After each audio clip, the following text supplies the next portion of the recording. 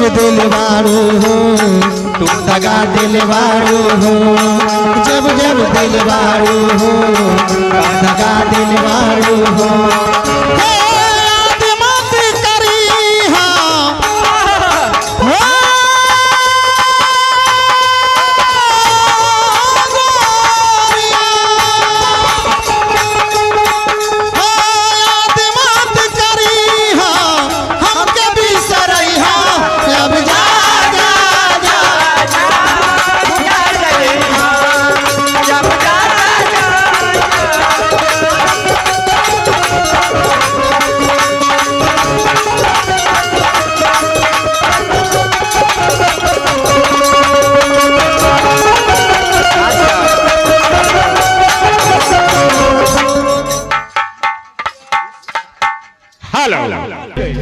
सच्ची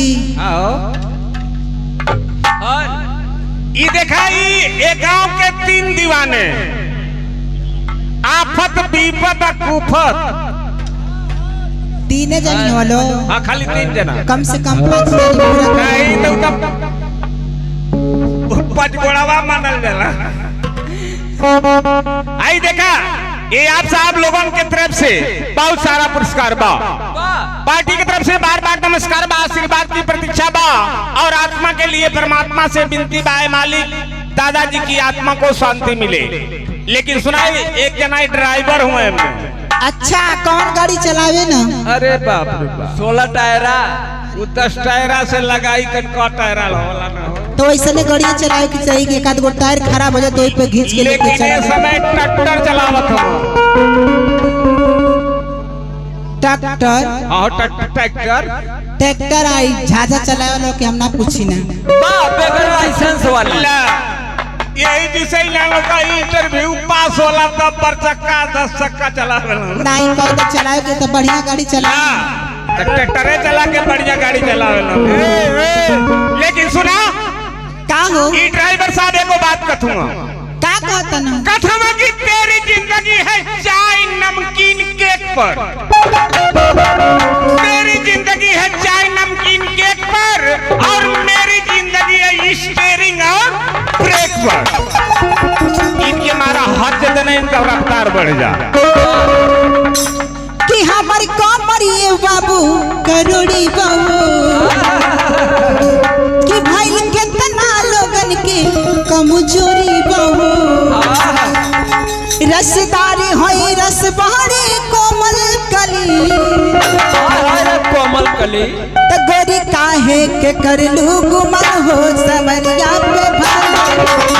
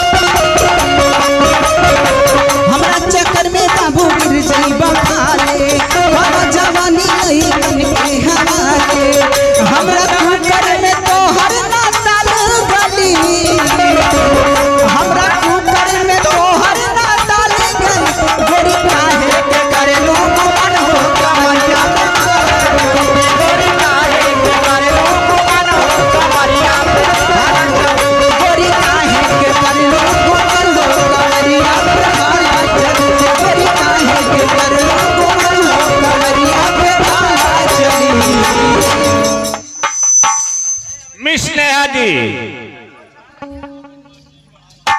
का हो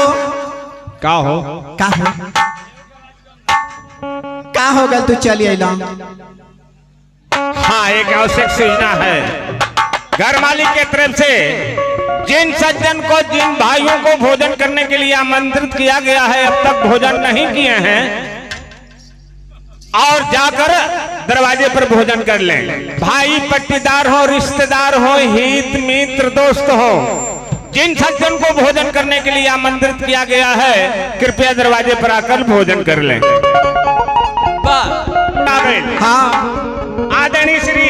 हाँ राम बच्चन के साले अच्छा यानी राम बच्चन के साले रामा राजभर आजमगढ़ पलनी की धरती से अच्छा 101 रुपए का सम्मान है हाँ। पार्टी की तरफ से बार बार नमस्कार है आशीर्वाद की प्रतीक्षा हाँ। और आत्मा के लिए परमात्मा से विनती आए मालिक दादाजी की आत्मा को शांति देना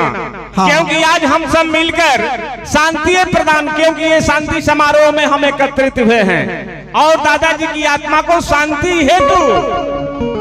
यानी हम सब आए हुए हैं हाँ। लेकिन सुना ई राम बच्चन भैया का एगो कहना बा का ना हो कह दे कही दो सही है मैं तू वो चाहता हम ये चाहता नहीं कि हम के तो सुनाओ कहता कि पीपर के पाती ऐसा चिकन चिकन गाल बा अच्छा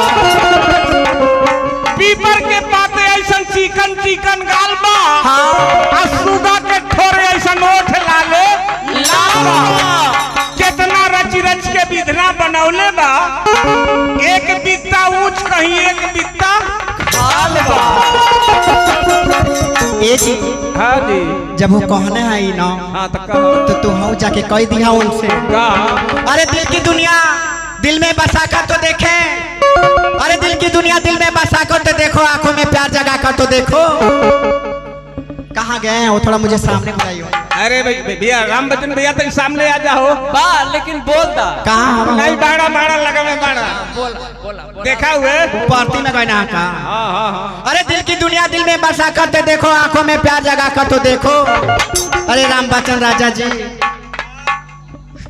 जरा मुझसे आंखें मिला कर तो देखो। आई सुना बोला वो आंखें में तो देखबे करिए लेकिन सुना हाँ। कथम की जिंदगी के राहों में बहुत से यार मिलते हैं जिंदगी के राहों में बहुत से यार मिलते हैं हम क्या हमसे अच्छे हजार मिलते हैं हजारों में मुझे मत भूल जाइएगा नेहा जी क्योंकि हम कहाँ आपसे बार बार मिलते हैं ठीक बात शुक्रिया हमारा हाथ से देने अरे हम तो तोहरा प्रीतिया